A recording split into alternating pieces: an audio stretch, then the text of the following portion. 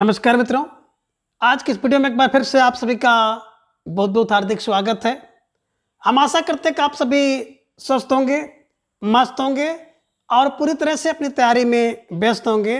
तो मित्रों, आज की इस वीडियो में हम संज्ञा से लेकर अव्यय तक के शब्दों से विगत परीक्षाओं में पूछे गए सभी प्रश्नों को व्याख्यात्मक तरीके से हल करेंगे और उन्हें ट्रिक की सहायता से याद करने का भी प्रयास करेंगे।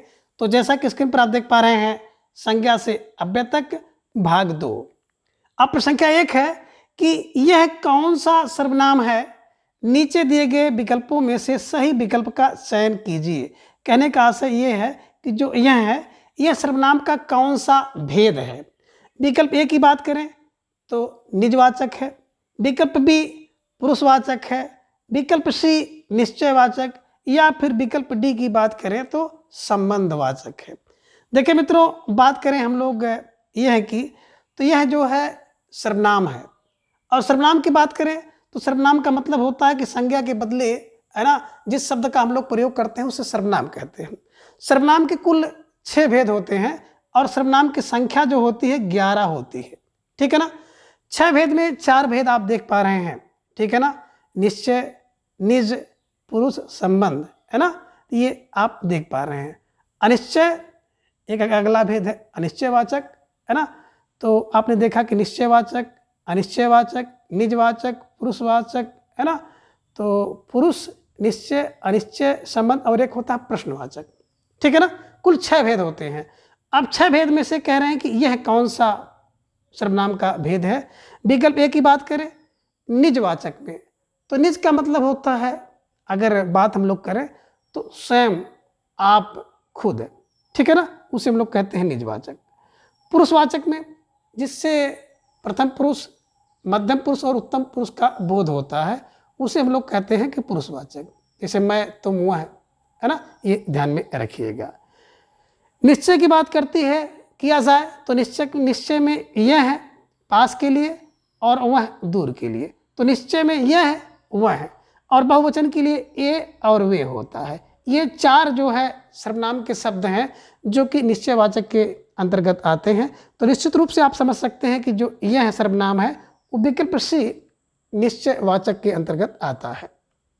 संबंधवाचक सर्वनाम की बात करें तो जो और सो आता है, जिससे संबंध का बोध होता है, उसे ध्यान में रखिएगा कि सर्वनाम का वह रूप जिससे संबंध का बोध हो उसे संबंधवाचक सर्वनाम कहते हैं। ठीक है ना। तो निश्चित रूप से प्रश्न संख्या 1 का विकल्प सी निश्चयवाचक सर्वनाम इज राइट आंसर। आगे है प्रश्न संख्या 2। निम्नलिखित में से कौन सा सर्वनाम पद है, चिन्हित कीजिए। कहने का आशय है कि इनमें से कौन सा सर्वनाम शब्द है।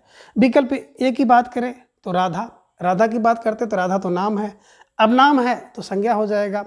विकल्प बी की बात करें वह है, बिल्कुल, है ना, वह का मतलब है कि बिल्कुल संज्ञा के स्थान पर प्रयोग किया गया है, तो ये सर्वनाम शब्द है। सुंदर विशेषण है, विभीषण आप कह सकते हैं कि संज्ञा है। तो निश्चित रूप से प्रश्न संख्या 2 की बात की जाए तो विकल्प बी वह इज राइट आंसर, है ना। अब सर्वनाम को हमने बताया है कि संज्ञा के बदले जिस शब्द का प्रयोग किया जाता है उसे सर्वनाम कहते हैं। ठीक है ना। एक प्रश्न यहाँ से और बनता है, कभी कभी पूछ लेता है कि व्याकरणिक आधार पर जो शब्द हैं वो शब्द के कितने भेद हैं। तो व्याकरणिक आधार पर जो शब्द हैं, शब्द के 8 भेद हैं, संज्ञा से लेकर के अव्यय तक का। संज्ञा, सर्वनाम, विशेषण, क्रिया, क्रिया विशेषण, है ना। तो ये सब ध्यान में रखिएगा, 8 भेद होते हैं। ठीक है। प्रश्न संख्या 2 का विकल्प बी वह इज राइट आंसर। प्रश्न संख्या 3 है, को किस कारक की विभक्ति है। देखिए यहाँ पे बात की जा रही है संज्ञा से अव्यय तक की, लेकिन को जो आ गया है ये कारक संबंधित प्रश्न है। फिलहाल अगर हम लोग देख रहे हैं तो इसे हम लोगों को हल करना है। ठीक है ना। को किस कारक की विभक्ति है, तो निम्नलिखित में से सही विकल्प का चयन कीजिए। विकल्प बता रहे हैं संबंध, तो संबंध कारक की बात करते हैं तो संबंध कारक का चिन्ह है का, के, की, ना, ने, नी और रा, रे, री। जैसे कहते हैं तुम्हारा, तुम्हारी, तुम्हारे, हमारा, हमारी, हमारे, है ना, उसका, उसकी, उसके, है ना। तो ये ध्यान में रखिएगा। ठीक है ना। अपादान की बात करते हैं तो अपादान का बात होता है से अलग होने में। अपाय, अपादान की बात करते हैं, अपाय शब्द से बना है। अपाय का मतलब होता है अलगाव, अलग होने में जो ध्रुव हो, जो निश्चित हो, उसमें अपादान कारक होता है। और अपादान कारक का जो चिन्ह होता है से होता है, लेकिन अलग के अर्थ में, है ना, जहाँ से कोई वस्तु दूर हो, अलग हो, भिन्न हो, ठीक है, चलिए कर्ता कारक की बात करें, विकल्प सी कर्ता, तो कर्ता कारक का चिन्ह होता है ने, और कभी कभी कर्ता कारक का चिन्ह नहीं होता है तो भी उसमें कर्ता कारक होता है। कर्म कारक की बात करें तो कर्म कारक का चिन्ह होता है को, इसे ध्यान में रखिएगा, ठीक है ना। तो निश्चित रूप से को की बात अगर आ जाती है तो विकल्प डी को इज राइट आंसर, है ना, इसे ध्यान में रखिएगा। तो कर्म कारक का चिन्ह होता है को किसका चिन्ह है, तो कर्म कारक का। प्रश्न संख्या 3 का विकल्प डी कर्म इज राइट आंसर। प्रश्न संख्या 4 है कि हिंदी में शब्दों का लिंग निर्धारण किसके आधार पर होता है, निम्नलिखित में से सही विकल्प को चिन्हित कीजिए। कह रहे हैं कि हिंदी में शब्दों के लिंग का निर्धारण किसके आधार पर होता है, तो निम्नलिखित में से विकल्पों में से सही विकल्प का आपको चयन करना है। विकल्प ए कह रहे हैं संज्ञा के आधार पर, विकल्प बी विशेषण के आधार पर, विकल्प सी क्रिया, या फिर विकल्प डी सर्वनाम। तो बिल्कुल सही है। अगर बात करें हिंदी में जो क्या है ना, शब्दों का लिंग निर्धारण संज्ञा के अनुसार होता है। किसके आधार पर होता है, संज्ञा के आधार पर होता है। संज्ञा जिस लिंग का होगा उस लिंग का प्रयोग किया जाता है। विशेषण की बात करते हैं तो विशेषण तो खुद ही लिंग के आधार पर निश्चित होता है ना।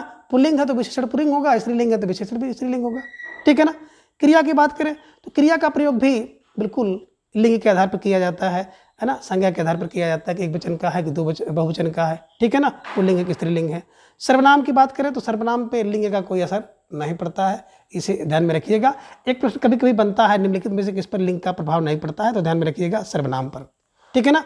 जैसे यह लड़का और यह लड़की, तो ध्यान में रखिएगा यह सर्वनाम है, सर्वनाम पर देखिए लड़का लड़की में कोई प्रभाव नहीं पड़ा है, तो ये ध्यान में आप रखिएगा, ठीक है ना। तो बिल्कुल प्रश्न संख्या 4 की बात की जाए तो आपने देख लिया कि लिंग निर्धारण में किसके आधार पर होता है, तो बिल्कुल विकल्प ए लिंग का निर्धारण जो है विकल्प ए संज्ञा के आधार पर होता है, ठीक है ना। तो प्रश्न संख्या 4 का विकल्प ए संज्ञा इज राइट आंसर। प्रश्न संख्या 5 है कि कौन सर्वनाम का गुणवाचक शब्द दिए गए विकल्पों में से चिन्हित कीजिए। कह रहे हैं कि इनमें से कौन सर्वनाम का गुणवाचक विकल्प है उसे चिन्हित करना है। विकल्प ए कह रहे हैं कितने, विकल्प बी कैसा, विकल्प सी कितना, और विकल्प डी है कैसे। तो बिल्कुल बात करें अगर हम लोग गुणवाचक की, तो गुण का मतलब क्या होता है ना, जिसे हम लोग कह सकते हैं गुण और अवगुण का बोध हो, यानी कि कैसा और कैसी, है ना, कैसा और कैसी से अगर आप करेंगे तो ये ध्यान में आ जाइएगा। प्रश्न संख्या 5 का विकल्प बी कैसा और कैसी दिमाग में रखिएगा। तो कैसा जो है ये गुणवाचक है ना, सर्वनाम ध्यान में रखिएगा। कितना कितनी की बात करते हैं तो परिमाणवाचक है, इसे ध्यान में रखिएगा, ठीक है ना। चलिए, और किस की बात करते हैं तो कहीं ना कहीं प्रश्नवाचक है, इसे ध्यान में रखिएगा, ठीक है। चलिए, प्रश्न संख्या 6 है कि रहीम किस तरह की संज्ञा है, नीचे दिए गए विकल्पों में से सही विकल्प का चयन कीजिए। रहीम की बात की जाए है ना, तो कह रहे हैं कि व्यक्तिवाचक संज्ञा, विकल्प बी भाववाचक संज्ञा, विकल्प सी जातिवाचक, या फिर विकल्प डी समूहवाचक। देखिए संज्ञा की बात करते हैं तो संज्ञा के कुल 5 भेद होते हैं। व्यक्तिवाचक है ना, बिल्कुल जातिवाचक, समूहवाचक, पदार्थ भाववाचक, और एक आप देखेंगे पदार्थवाचक, ठीक है ना। अब यहाँ पे बात आ गई व्यक्तिवाचक की। व्यक्ति का मतलब होता है कि जब किसी व्यक्ति का नाम हो, है ना, जब संज्ञा का नाम होता है, कोई नाम होता है, तो आप कह सकते हैं स्थान, भाव, स्थान क्या आप कह सकते हैं किसी स्थान का, व्यक्ति का, पशु का, जब कोई नाम हो तो उसे व्यक्तिवाचक नाम कहते हैं, व्यक्तिवाचक संज्ञा कहते हैं। तो व्यक्ति का मतलब ही हो गया नाम, है ना, यानी कि वो अपने आप में एक होता है, उसकी कोई फोटो कापी नहीं हो सकती है। जैसे राम, श्याम, घनश्याम, मोहन, है ना। कोई गाय है, गाय का नाम आपने कामधेनु रख दिया, है ना। नदी का कोई नाम आपने रख दिया गंगा, यमुना, तो वो अपने आप में विशेष है, एक है ना। जब नाम हो गया तो व्यक्तिवाचक, इसे ध्यान में रखिएगा। जातिवाचक की बात करते हैं। जातिवाचक संज्ञा का वह रूप होता है जिससे उसके जैसे अन्य वस्तुओं का भी बोध होता है, यानी कि अपने जैसी और लोगों का बोध कराए। जैसे आपने कहा नदी, तो नदी कहने से तमाम प्रकार की नदियों का बोध हो गया। पर्वत कहने से तमाम प्रकार के पर्वत का बोध हो गया। आपने कहा कि पशु, पशु कहने से तमाम प्रकार के पशु, पक्षी, है ना, बिल्कुल लड़का, लड़की, पुरुष, नर, है ना। लेकिन जब नाम आप ले लेंगे कि बिल्कुल गंगा, है ना, कैलाश, है ना, आपने रमेश, है ना, तो ये ध्यान में रखिएगा, है ना। आपने ये कामधेनु नाम ले लिया तो व्यक्तिवाचक, व्यक्ति का मतलब है जिसका नाम हो, ठीक है ना। व्यक्तिवाचक मतलब जिसका नाम हो। जाति आपने देखा।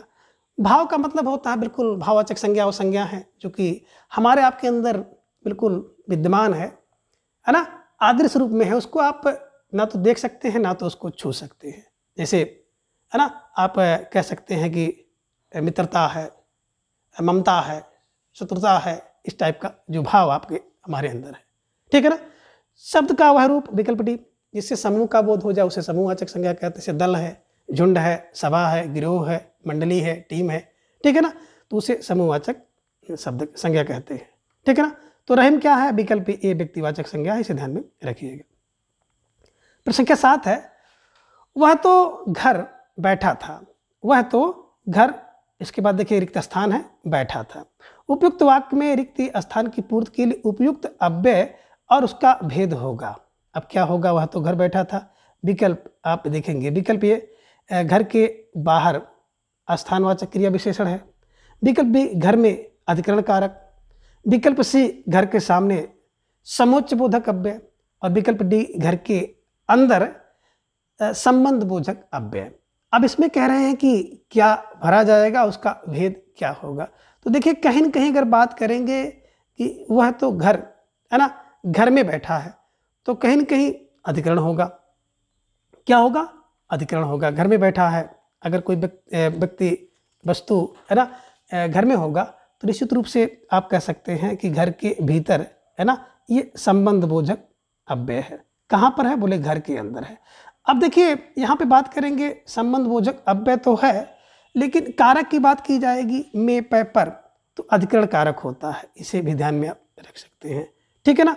तो यहाँ पे चूंकि कारक की बात नहीं कह रहे हैं, बल्कि कह रहे हैं कि अव्यय और उसका भेद कह रहे हैं, तो अव्यय और उसका भेद की बात आ जाएगी, तो के भीतर जो है संबंध बोधक है, का के की के हिसाब से संबंध बोधक है और अव्यय है, ठीक है ना। अगर कारक आपसे पूछता तो निश्चित रूप से आप विकल्प बी पे जाते कि में पे पर है ना अधिकरण कारक होता, ठीक है ना। चूंकि यहाँ पे पूछ रहे हैं कि अव्यय और उसका भेद, ठीक है ना, तो बिल्कुल विकल्प डी इज राइट आंसर। थोड़ा सा आपको घुमाने वाला ये प्रश्न है, इसे ध्यान में रखिएगा, मस्तिष्क को निश्चित रूप से उद्वेलित कर देता है, ठीक है ना, ऐसे प्रश्न।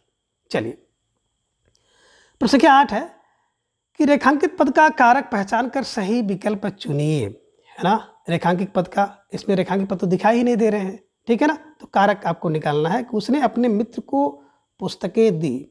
यहाँ पर देखिए मित्र को पुस्तकें दी में कौन सा कारक है, विकल्प कर्ता कारक, विकल्प बी संबंध, विकल्प सी कर्म और विकल्प डी संप्रदान कारक है। तो देखिए मित्रों, बात अगर हम लोग करें, अगर किसी को कोई वस्तु दी जाए, यानी कि देने के अर्थ में हो, है ना, और हमेशा के लिए दिया जाए, तो निश्चित रूप से उसमें संप्रदान कारक होता है, इसे ध्यान में रखिएगा।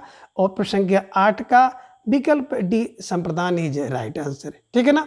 अभी उत्तर प्रदेश में एक परीक्षा हुई थी, मेरे ख्याल से शायद कांस्टेबल की थी, सिपाही की थी, उसमें आया था प्रश्न हरि मोहन को रुपए देता है, ठीक है ना, और पूछा था कौन सा कारक है, तो तमाम छात्र जो है उसको गलत करके आए थे, ठीक है ना। तो मोहन को रुपए देता है, हरि मोहन को रुपए देता है, इस टाइप का कुछ प्रश्न था। तो रुपए देता है, हमेशा के लिए दे रहा है, इसका मतलब है कि संप्रदान है, ठीक है ना। अध्यापक जो है छात्रों को लड्डू बांटते हैं, तो ये सब थोड़ा सा ध्यान में रखिएगा।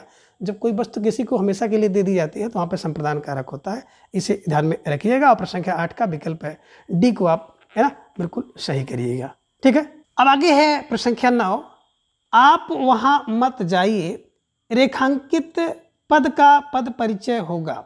विकल्प ये कह रहे हैं निषेधवाचक अव्यय, विकल्प बी निपात, विकल्प सी रीतिवाचक क्रिया विशेषण है, जाइए क्रिया का क्रिया विशेषण है, विकल्प डी स्थान क्रिया विशेषण, जाइए क्रिया का विशेषण है।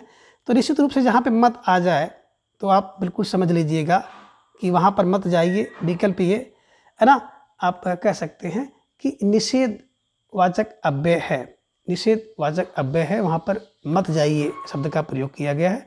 इस कारण से क्या होगा, विकल्प ए निषेधवाचक अव्यय इज राइट आंसर, ठीक है।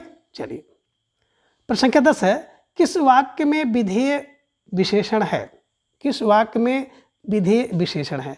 देखिए विशेषण की बात करें तो एक विधेय विशेषण आप देख रहे हैं, दूसरा होगा उद्देश्य विशेषण, यानी कि जब है ना संज्ञा या सर्वनाम के पूर्व विशेषण लगता है, तो पूर्व माने पहले लग जाता है तो उसे उद्देश्य विशेषण कहते हैं, और जब बाद में लगता है तो विधेय विशेषण कहते हैं। बा फार बाद, बा फार विधेय, ध्यान में रखिएगा। और इस प्रश्न का उत्तर अभी आप सही कर लीजिएगा, ठीक है ना। विकल्प ए की बात कर रहे हैं, सुशीला बढ़िया काम, कैसा काम, काम के पूर्व आ गया बढ़िया काम, तो भैया उद्देश्य विशेषण हो गया। विकल्प बी पके फल ही प्रयोग में लाने चाहिए। तो फल कैसे, बोले पके, पके फल, फल का विशेषण हो गया पके फल, तो उद्देश्य विशेषण हो गया। सभी को नीली छतरी चाहिए, छतरी की विशेषण हो गया क्या, नीली छतरी, तो उद्देश्य विशेषण। और विकल्प डी की बात करें तो मेहुल का घर आलीशान, घर आलीशान है ना। तो यहाँ पे देखिए बाद में विशेषण है, पहले घर है उसके बाद में विशेषण है, तो बाद में विशेषण को क्या कहते हैं, विधेय विशेषण कहते हैं। इसे ध्यान में रखिएगा। प्रश्न संख्या 10 का विकल्प डी मेहुल का घर है ना, घर आलीशान है, ध्यान में रखिएगा, इसमें विधेय विशेषण है। ठीक है, तो प्रश्न संख्या 10 का विकल्प डी इज राइट आंसर। प्रश्न संख्या 11 है पुरस्कार पाने वालों में कुछ हमारे विद्यालय के छात्र हैं, रेखांकित पदबंध है। तो देखिए रेखांकित तो यहाँ पे आपको दिखाई दे नहीं रहा है ना, कि कुछ हमारे विद्यालय के छात्र हैं, है ना। संज्ञा पदबंध है, विशेषण पदबंध है, क्रिया पदबंध है या क्रिया विशेषण है। तो यहाँ पे चूंकि कुछ हमारे विद्यालय के छात्र हैं, हमारे विद्यालय के छात्र हैं, इसे अगर आप देखेंगे तो निश्चित रूप से विकल्प ये संज्ञा पदबंध होगा, इसे ध्यान में रखिएगा। और प्रश्न संख्या 11 का विकल्प को सही करिएगा। प्रश्न संख्या 12 है कि उसने टेढ़ी चाल चली, वाक्य में कौन सा कारक है। उसने टेढ़ी चाल चली, चाल चली कैसी, टेढ़ी चाल चली, वाक्य में कौन सा कारक है। विकल्प ए कह रहे संबंध कारक, विकल्प बी अधिकरण कारक, विकल्प सी कर्म कारक या फिर विकल्प डी है कर्ता कारक। उसने टेढ़ी चाल चली, टेढ़ी चाल चली है ना, बिल्कुल नाने ने है, नाने ने है ना। तो उसने टेढ़ी चाल चली कर्ता कारक है, ठीक है ना। किसने, बोले उसने, है ना। तो ध्यान में रखिएगा कर्ता कारक है, इसे दिमाग में बैठा लीजिएगा। तो संख्या 13 है कि ने किस कारक की विभक्ति होती है। तो बिल्कुल मैंने आपको बताया था, कर्ता ने कर्म को कर्ण से, अब सब आप जानते हैं, ठीक है ना। तो ने किस कारक की विभक्ति है, विकल्प कह रहे हैं कर्म कारक की, विकल्प बी संबंध कारक की, विकल्प सी कर्ता या विकल्प डी अधिकरण। तो बिल्कुल सही समझ रहे हैं, ने है ना, बिल्कुल विकल्प सी कर्ता कारक की, है ना, ध्यान में रखिएगा। कर्ता कारक का जो विभक्ति है, विभक्ति को आप कहते हैं चिन्ह, इसे ध्यान में रखिएगा। कर्ता का चिन्ह इसे को विभक्ति भी हम लोग कहते हैं, ठीक है। चलिए आगे है प्रश्न संख्या 14 है कि मेरी लड़की कौन है, वाक्य में कौन सा कारक है, नीचे दिए गए विकल्पों में से सही विकल्प का चयन करिए। मेरी लड़की कौन है, अब मेरा मेरी है ना, ये ध्यान में रखिएगा। वाक्य में कौन सा कारक है ना। विकल्प ए कह रहे हैं संबंध कारक, विकल्प बी अधिकरण कारक, विकल्प सी संप्रदान कारक, विकल्प डी है कर्ता कारक। देखिए मेरा मेरी तेरा तेरी की बात आ जाएगी ना, तो बिल्कुल संबंध कारक होगा। और प्रश्न संख्या 14 का विकल्प ये ध्यान में रखिएगा, संबंध कारक इज राइट आंसर, ठीक है ना, इसे ध्यान में रखिएगा। और प्रश्न संख्या 14 का विकल्प ए को आप सही करिएगा। तो इस प्रकार से जो 14 प्रश्न थे, खास तौर से आपका जो ये टॉपिक था है ना, संज्ञा से अव्यय तक का, जो कि विगत परीक्षा में पूछा गया था, तो इन सबको आप लोगों ने देखा होगा। आई थिंक आप इसको अच्छी तरह से आत्मसात कर लिए होंगे। तो आज के इस वीडियो में बस इतना। अगले वीडियो में फिर हम इसी तरह से एक नए टॉपिक को लेकर उपस्थित होंगे। तब तक के लिए धन्यवाद, नमस्कार, बाय।